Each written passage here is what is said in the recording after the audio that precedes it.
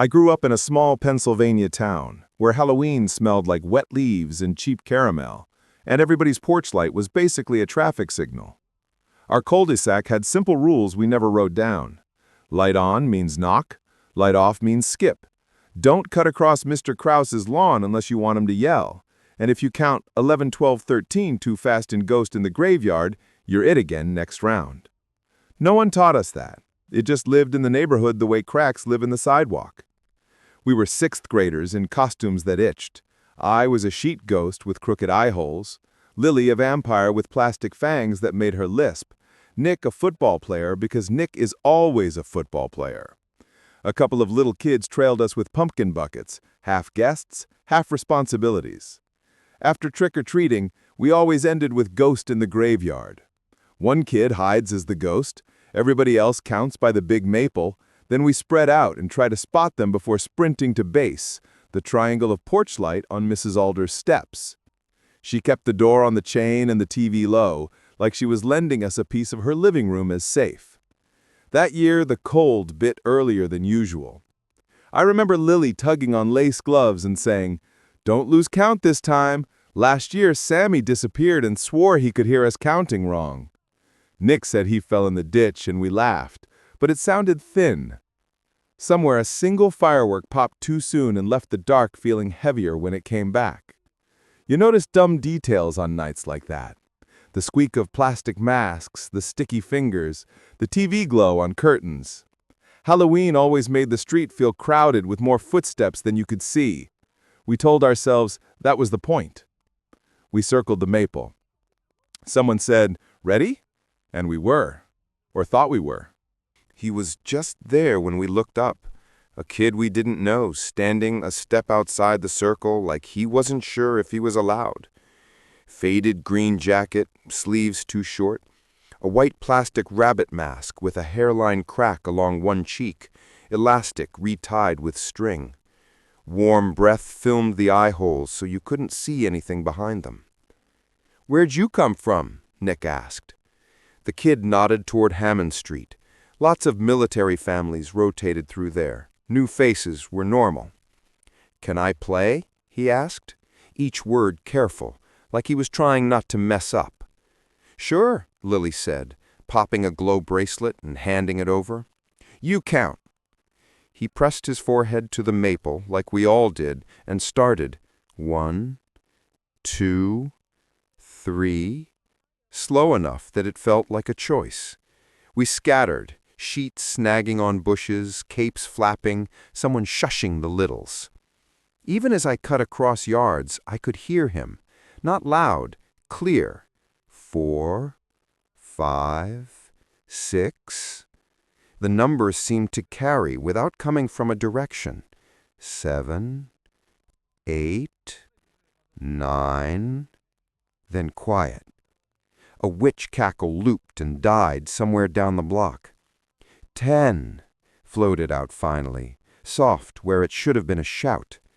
11, 12. He paused just long enough for the air to lean in. 13. It sounded less like counting and more like he'd arrived at something. We regrouped at base without anyone calling the ghost. The rabbit kid was already standing in the porch light, glow bracelet faint on his wrist. "How'd you beat us back?" Nick laughed. "You count wrong," the kid said, head tilting so the cracked cheek caught the light. "You're supposed to go to 13. We all glanced at each other. Our rule was 10. That's how we had always done it. None of us argued. We just said, "Again," like that fixed things. I took my usual spot by the Kramer's trash cans, next to a mound of damp leaves big enough to hide a bike. I wriggled down till they covered my chest. The smell was pure October, sweet rot, a hint of gasoline, cold earth. My breath lifted in thin threads through the gaps, and my sheet stuck to my neck where it touched skin. At first, the usual noise kept me company. Buckets knocking, costumes swishing, someone giggling and instantly shushing. Then the neighborhood turned down like a dimmer. Laughter faded, footsteps thinned, even the wind felt farther away. All I could hear was the slight settling of leaves. And breathing. Not mine. A slow inhale right by my ear, like someone tasting the cold. I held perfectly still. Another breath, closer. Under my elbow something touched me. A small hand in those cheap skeleton gloves everyone buys, but the cold beneath the knit was freezer cold, a packed snow kind of cold. The fingers rested there politely, not grabbing, just confirming I was there. "Lily?" I tried to whisper. It came out as a puff of white. The hand shifted. "Found you," a small voice said, careful and close. Not teasing. Not any voice I recognized. The leaves at my ear sank as if someone crouched lower. I smelled metal, pennies, under the leaf rot. That was enough. I burst out of the pile, scraping my knee on the curb, and ran downhill toward the only thing that meant safe, the yellow wedge of Mrs. Alder's porch light. "Ghost in the graveyard!" I yelled, more for myself than the rules, stumbling onto the steps and grabbing the railing hard enough to rattle it. Inside, her TV threw blue across the room. Nick clattered up behind me, laughing. "Dude, relax! Who was it?" Lily jogged over, mud on her gloves, about to joke until she saw my face. "What happened?" Before I could form words, a calm voice at the bottom of the steps said, "Me." The rabbit boy climbed into the light, mask shining, glow bracelet pulsing faintly. We hadn't named a ghost yet. He shouldn't have been it. For a beat, nobody said anything. Nick defaulted to normal. He said, "Nice spot, man. You're fast." The kid tilted his head like he was listening for a different rule. The porch light hummed a little louder. Somewhere down the block, the witch started cackling again and cut out mid-laugh. Nick clapped his hands together, trying to reset the mood. "All right, new round," he said. "Lily's the ghost this time. Everyone chill, no weirdness." We wanted it to feel normal again, like a game, not whatever that moment had been. Lily groaned, but stepped toward the tree. She was fearless in that way, the kind of kid who'd walk into any dare just to prove you wouldn't. The rabbit kid piped up before anyone could start counting. "I'll count," he said quickly. "Yeah, sure," Nick shrugged, already distracted by a younger kid who was chewing on a candy wrapper. He pressed his forehead to the maple tree, his cracked mask scraping softly against the bark. His voice came muffled through the plastic. 1, 2, 3, 4, 5, 6, 7, 8, 9, 9, 9, 9, 9. At first, we thought he was being funny. Nick even snorted and whispered, "Glitchin', bro." But the longer it went, the less it sounded like counting. Each 9 got slower, thinner, like a record dragging to a stop. "Hey man, you can stop now, you're good." He didn't. "Dude!" Nothing. The wind moved through the trees, carrying the sound of rustling leaves and faint broken breathing through the mask. That's when the porch light behind us flickered, just once, but enough to make my stomach drop. From inside, Mrs. Alder's voice drifted out, calm, firm. "Count properly, sweetheart. I don't mind your noise, but don't bring the wrong kind here." Her words sent a chill through the group. Nobody moved. The boy turned his head slightly, so the porch light hit the crack in his mask. His voice came out clear this time. "Sorry, ma'am. I got mixed up last time." We all stared at him. Last time what? Before anyone could ask, Lily let out a sharp whistle, a sound we all knew meant game on. It startled the littler kids, who immediately ran off squealing. Nick cursed and took off after them. I hesitated, glancing once more at the boy. He was still facing the tree, counting quietly to himself now. Slow, steady, too steady. I started running, the grass slick under my shoes, my breath forming small ghosts in the air. But even as I got farther, I could still hear him behind me, whispering numbers that didn't quite line up. 9, 10, 11, 9, 9, 9. It didn't echo right. The sound didn't come from one direction. It came from everywhere, the way air moves through an empty room. That night, I learned something about silence. It isn't always the absence of sound. Sometimes, it's the wrong sound stretched too far. We kept playing anyway, because that's what kids do when something feels off. You pretend the rules still work. You pretend the light means safe, and the counting means order. But something about the way he said last time wouldn't leave my head. We fanned out across the neighborhood, flashlights bouncing through the trees, the smell of wet dirt and cheap pumpkin candles everywhere. You could hear the hum of distant TVs, the soft crunch of gravel under sneakers, the occasional squeal when someone got spooked. The kind of soundscape that makes a place feel alive, even when it shouldn't be. Lily had been hiding a while, longer than usual. She was small and quick. She could curl herself into spaces the rest of us couldn't fit. Nick and I split up to look for her. I cut behind the Forster's house, where the grass dipped low and puddles mirrored the orange glow of streetlights. Nick went toward the Krauses, shouting, "Lily! Game's over, come out!" in that half-annoyed, half-nervous way older boys do when they're pretending not to care. My flashlight beam caught the edge of something shiny near the ditch, a glint of silver candy wrapper, maybe. I went closer and saw her, crouched down by the drainage pipe, one hand resting on the concrete, the other holding a little plastic spider on a string. She was staring into the pipe like it was whispering back to her. "Lily," I said softly. She didn't move right away. When she finally turned her head, her eyes looked glassy, the way people look when they're listening to something no one else hears. "He told me to come here," she said. The wind shifted, blowing her hair across her face. "Who told you?" I asked. She turned back to the pipe. "He said this is the base now." "What?" I laughed. It came out too loud, too thin. "Base is Mrs. Alder's porch, you know that." "No," she said quietly. "He said the base moved. He said the light burned." "What light?" She pointed toward the street, but there was nothing, just the empty road, a single flickering lamppost half a block away. Then the air changed. A gust rolled out from the pipe, but it wasn't like wind. It was too solid, too focused. It hit me right in the shins, freezing cold, like someone had opened a freezer door and shoved it at us. It carried a smell with it, too, wet metal and something older, like rusted coins.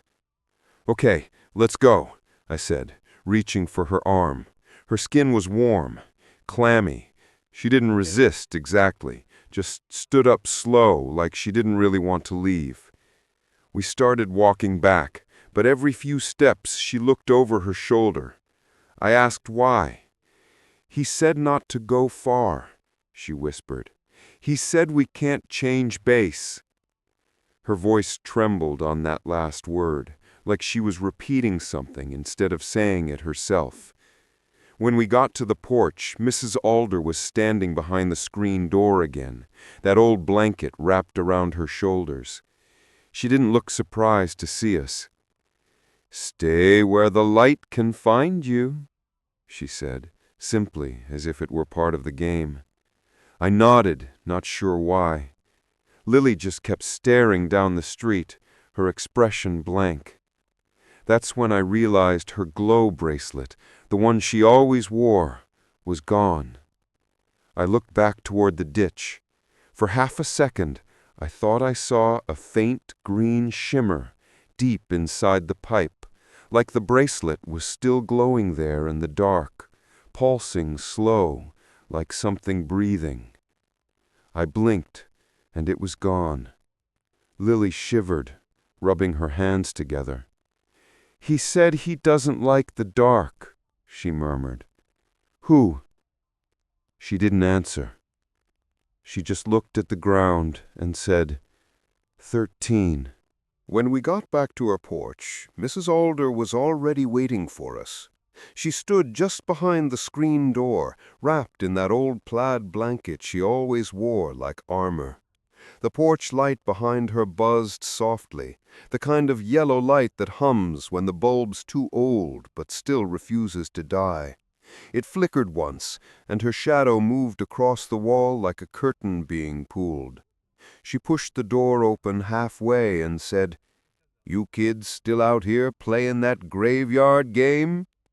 Her voice had this calm weight to it, like she wasn't scolding, just confirming what she already knew. "Yeah," Nick said, catching up behind us, breathing hard. "We're just about done. Sorry if we're being loud." Mrs. Alder's eyes drifted from Nick to Lily, then to me. She didn't answer right away.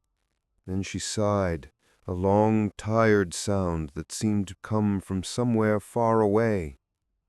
"I've seen it before," she said quietly.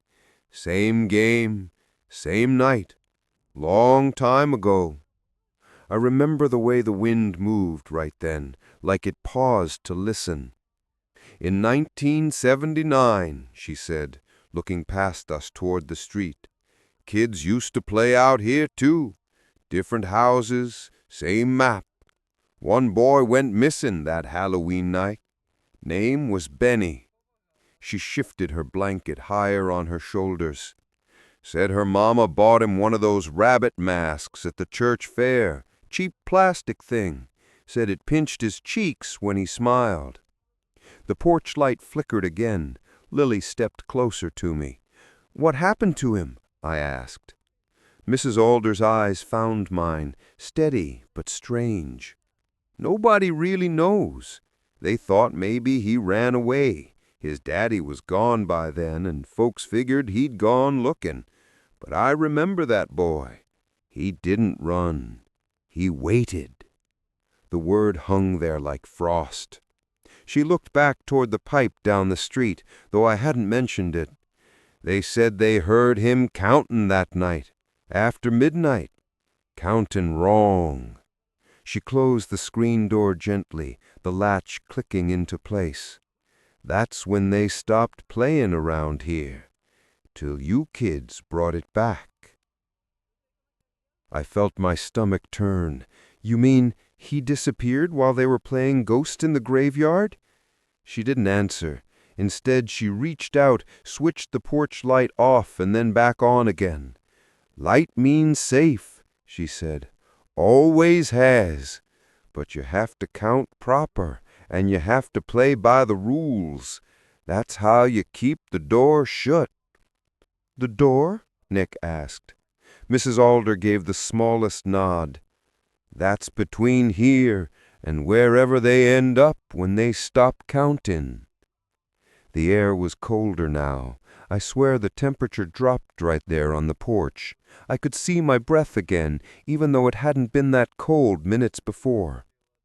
Lily finally whispered, "Mrs. Alder, is that real, the boy?" She looked at her for a long moment, not like an adult humoring a kid, but like someone remembering something they don't talk about. "Don't worry about what's real," she said softly. "Worry about what follows rules. The living and the dead both have those. Break them, and you don't know which side you're standing on anymore." Then she pulled the door shut, turned her TV up a little louder, and disappeared inside. We stood there on the porch for a while, none of us speaking. The light flickered once more, buzzing louder for a second before settling again. Lily rubbed her arms and whispered, "She knew about him." Nick tried to laugh it off, but it came out rough. "Yeah, old people know about everything, right?" But even he didn't sound like he believed it. I glanced back down the street. The wind had picked up, stirring the leaves along the curb. For a split second, in the flicker of a passing car's headlights, I thought I saw a shape by the drainage pipe. Small, still. watching. I blinked, and it was gone. After Mrs. Alder went back inside, we all kind of stood there, pretending the porch light made us brave. Nobody wanted to say let's stop, because stopping would make the story real. So we did the stupid kid thing. We started another round. "Okay," Nick said, rubbing his hands together. "Last one, then we go home. I'll be the ghost this time. We'll do it right." We all nodded too fast. Doing it right somehow felt like protection. We reset. Base was the porch, counter was the tree, and this time everyone promised out loud to stop at 10. No 13s, no weird counts. Nick jogged off into the dark, his sneakers squeaking once against the damp asphalt, and disappeared behind the houses. Lily started the count. 1, 2, 3. Our voices layered together, shaky but steady. Somewhere halfway through, a motion sensor light blinked on across the street, illuminating nothing but empty lawn furniture. At 15, the porch light above us dimmed and flared back to life. Just a blink, but the way it happened made every hair on my arm stand up. For a heartbeat, the night went completely black. "Was that?" Lily started, but then Nick shouted from somewhere far away, "I'm ready!" We split up again, flashlights slicing the yards. I spotted him first, halfway up the Forster's maple, jersey snagged on a branch, laughing because he'd tried to climb and got stuck. "You look like a Christmas ornament," I yelled. "Help me down before you tag me, idiot," he called back, and we both laughed for real that time. For a minute, it was just kids again, playing. When we got back to the porch, the laughter drained out of the night. Lily wasn't there. "Probably hiding," Nick said, but his voice had that fake, calm edge to it. She likes to make it dramatic. We waited. 5 minutes passed, the littler kids fidgeted and finally begged to go home, so their parents scooped them up and walked off, leaving just me and Nick standing in that buzzing yellow light. "Lily!" I yelled down the street. No answer. I yelled again, louder. Somewhere a dog barked twice and stopped. We started searching. We checked the bushes, the sides of houses, even behind the Krauser's boat. Nothing. My flashlight beam jittered from my shaking hands. The silence had weight now. You could feel it pressing at your eardrums. At minute 6, Nick stopped joking. At minute 8, he muttered, "She's screwing with us. She has to be." At minute 10, neither of us talked any more. It was 11 minutes later. I remember because I was counting under my breath, when we found her. Or rather, when Mrs. Alder found us. She had come back out, wearing the same blanket, looking like she already knew what had happened.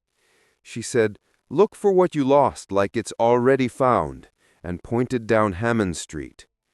Lily was standing there, barefoot, right at the edge of the asphalt where the curb dips into the gutter. Her socks were soaked, toes pale and stiff from the cold. Both her shoes sat neatly side by side beside her, perfectly aligned, laces tucked inside like someone had placed them. She didn't look at us when we called her name. Her eyes were fixed somewhere past the houses, at the tree line. "Lily," Nick said quietly, stepping closer. He said, "No wet. You can't go to base if you're wet." I froze. "Who said that?" "The boy," she said, and turned her head toward us finally. Her pupils looked too wide, swallowing the blue from the porch light. Her lips were trembling, but not from cold. She hugged herself barefoot in the road, whispering, "He said the base burns." Mrs. Alder didn't move from the porch. She just said, calm as ever, "Bring her back into the light." We did. Her feet were warm. That was the weirdest part. Warm and dry when I touched them. Nick wrapped his jacket around her shoulders, and for a long while nobody spoke. A car turned the corner, headlights sweeping across the yard. For half a second, in that light, the drainage pipe down the block seemed to glint green again, a faint circle of glow, pulsing like a heartbeat. When the car passed, it was gone. Lily whispered, "He's still counting." By then, the night had stretched itself thin. The candy buzz was long gone. replaced by that empty, tired feeling you get when the street starts to go quiet after Halloween. Porch lights were switching off, one by one, leaving little pockets of darkness where laughter had been. Far away, someone set off another firework, a soft red burst that barely cracked the silence. We were the last ones left, just me, Nick, and Lily. Nick kept glancing toward home, jingling his keys even though he never locked his bike. "We should call it," he muttered. "She's freaked out, we're freezing, game over." But Lily shook her head. She'd gone pale and glassy, but her voice was steady. "He said we didn't finish." "The hell are you talking about?" Nick asked. She looked down the street toward the ditch. "He said you can't stop until the base is right again." Something about the way she said "he," so matter-of-fact, made my stomach twist. Nick swore under his breath, shoved his hands in his pockets. "Fine, 5 minutes, then we go." So we went back. The drainage pipe looked smaller now, maybe because we knew what waited inside. It gaped just wide enough for a kid to crawl into, the metal rim wet with condensation. The smell hit before we reached it. Cold rust, wet dirt, something faintly sour like spoiled candy. Lily knelt by the opening, the knees of her costume darkening from the mud. I crouched beside her, flashlight trembling. "What are we doing here?" I whispered. "Making it fair," she said. "He said trades make it fair." The words made no sense, but she spoke them like a rule she'd memorized. I reached into my candy bag and pulled out the first 3 things I touched: her broken glow bracelet, a Mary Jane caramel, and a fake spider I'd found earlier by her feet. They looked stupid sitting there in my palm, but I laid them gently at the edge of the pipe. "This is base," I said into the darkness, my voice shaking just a little. "We're sorry. You can keep these. Just, you have to stop now." Nick gave me a look, half confused, half about to make a joke, but stopped when the air changed. The smell of rust thickened. The temperature dropped fast enough that my breath turned white. Then a small gust of air came from inside the pipe, not like wind, more like the single exhale of something big and patient. It brushed against my hands, not hard, just enough to move the candy wrapper. The glow bracelet flickered once, a dull green pulse that made Lily gasp. "He's listening," she whispered. "Good," Nick said, trying to sound annoyed instead of scared, "and tell him to knock it off." Lily tilted her head like she was hearing something only she could make out. "He says," she frowned, "he says not everyone came back last time." My chest went cold. "Who didn't?" She looked up at me then, eyes wet from the wind. "He didn't." The wind inside the pipe sighed again, louder this time, carrying a hollow sound like something metallic scraping stone deep inside. I shined my flashlight in, but it barely reached a few feet before the beam broke on dust and damp. For half a second, though, I thought I saw a curve of white plastic just beyond reach. The rabbit mask. I turned the light off before I could be sure. Behind us, Mrs. Alder's porch light flickered again, a soft pulse across the street. Once, twice. Steady. Lily's face relaxed when she saw it, like the sight of that yellow glow meant we'd done something right. Nick grabbed my sleeve. "Let's go, man. Seriously." We walked back in silence. Lily didn't look behind her, but I did. Just as we reached the edge of the yard, a soft voice, high, polite, familiar, drifted out from the pipe. "Thank you." I froze. Nick didn't seem to hear it, or pretended not to. Lily just nodded once, as if that was how the game was supposed to end. When we got back to the porch, Mrs. Alder was gone. The blanket was still on her chair, though. folded perfectly. We stood under the light until our breathing stopped showing in the air. Time moved on the way it does after you survive something you never learned how to name. Quietly, but not kindly. We all grew up.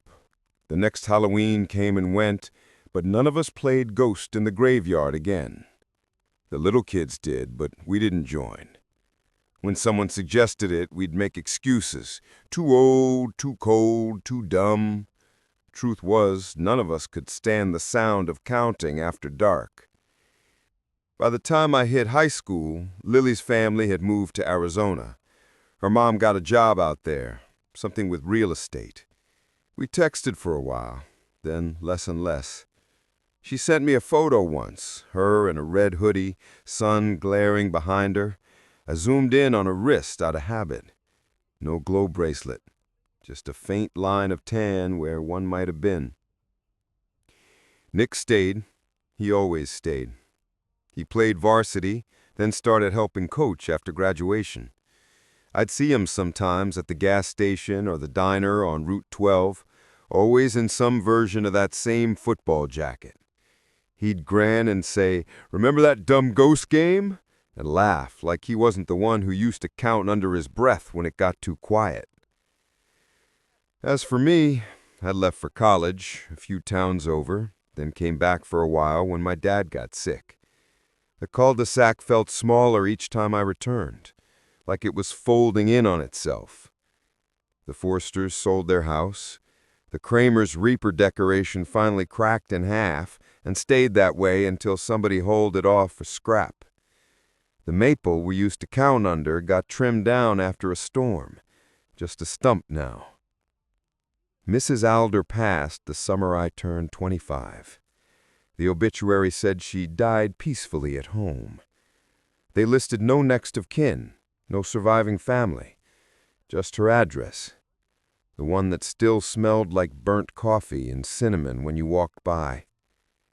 I went to the estate sale because my mom wanted one of her old teacups, and when I stepped onto that porch, the boards still creaked in the same places.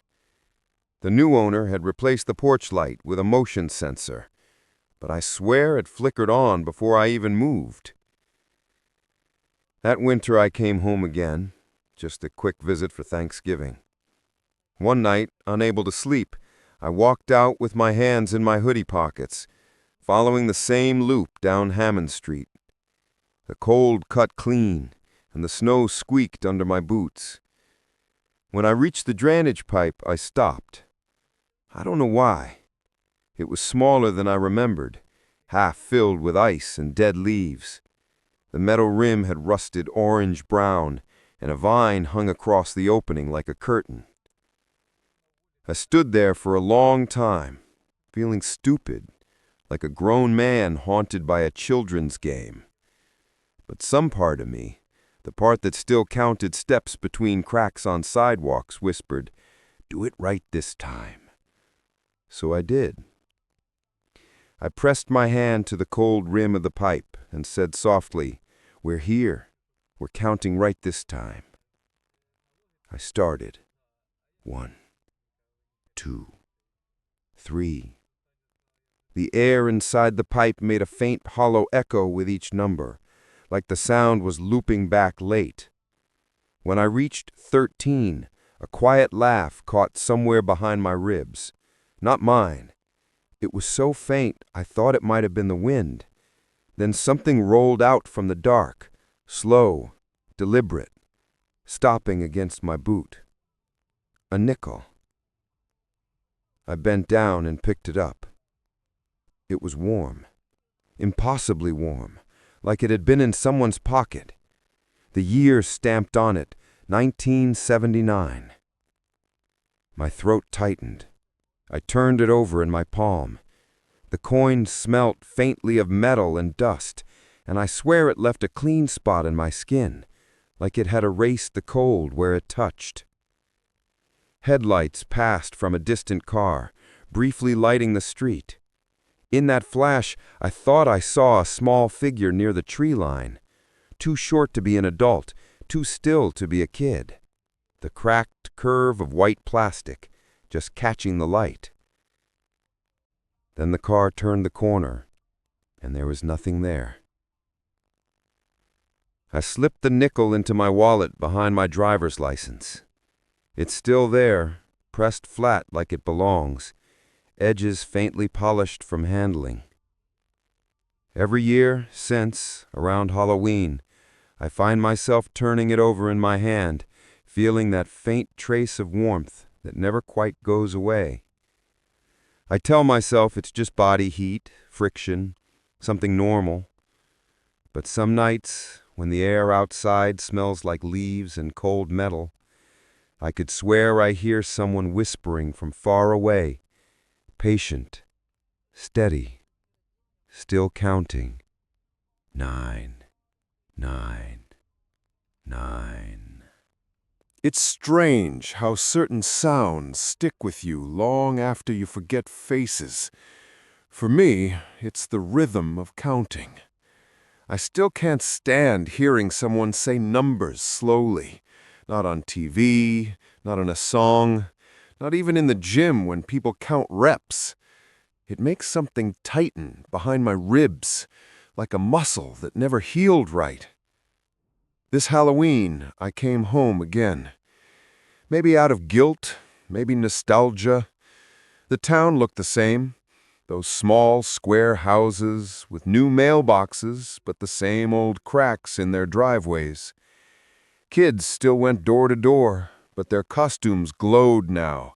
LEDs and battery packs, not flashlights and glow bracelets. The air smelled like cold sugar and distant firewood. I parked my car outside my parents' house, sat for a long while and listened.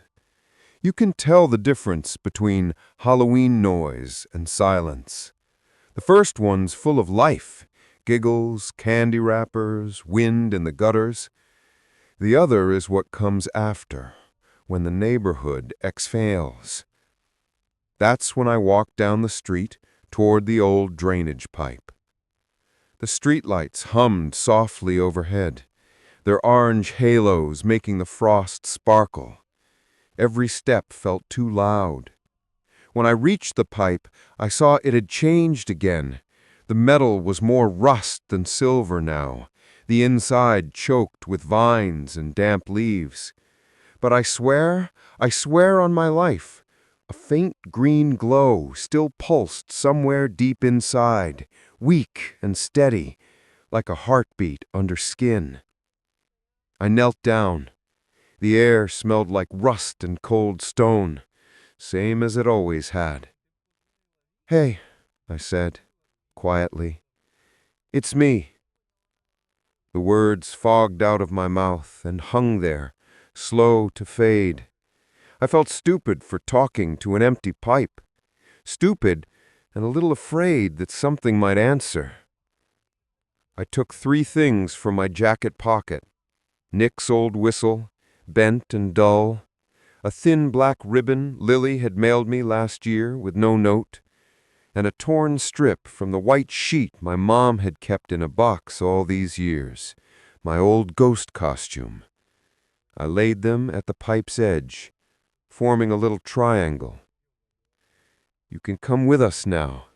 Base isn't one place anymore. It's any light you can find. You don't have to stay here." The wind had been still all night, but suddenly a draft came out of the pipe. Not harsh, not cold, just a slow push of air that brushed the back of my hand. It smelled faintly of wet leaves and something cleaner, like the first snow. Then a sound, small, careful, like a toy being clicked together. "Counting," a voice said. It was so soft I almost missed it. "Together. 1. The echo came half a beat later. 1. 2. 2. And so on, slow and steady, until 13. When we said it, the street light above us flickered, just once, and then burned brighter than it had all night. It stayed that way, humming low and golden, spreading warmth onto the pavement. I sat there for a long time, just breathing, watching frost form and melt on the edge of the pipe. When I finally stood, I noticed something new sitting beside the little triangle of offerings. A glow bracelet. Unbroken, still warm. It wasn't mine, not the cheap plastic kind from the store anymore. This one had a smoother surface, the light pulsing from deep inside it like a heartbeat. I slipped it onto my wrist. The glow wasn't bright enough to draw attention, just soft, the color of moss under sunlight. As I turned to leave, I caught movement at the far end of the street. A small figure, still, watching. Could have been a kid in a mask. Could have been no one at all.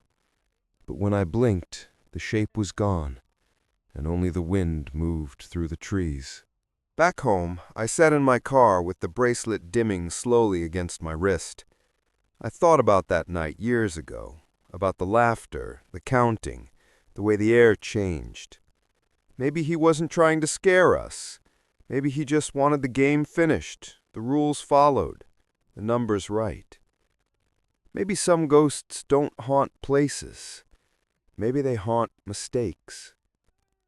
Every Halloween now, wherever I am, I find a light, a porch bulb, a phone screen, even the little red glow on a car's dashboard, and I count, softly, all the way to 13. If someone's with me, I make them count too. They always laugh at first, but they humor me. And sometimes, right around 9, I feel a faint pressure at my elbow, like a small hand reminding me we're almost there. 10, 11, 12, 13. That's where I stop. That's the rule. Because nobody deserves to get stuck between the numbers.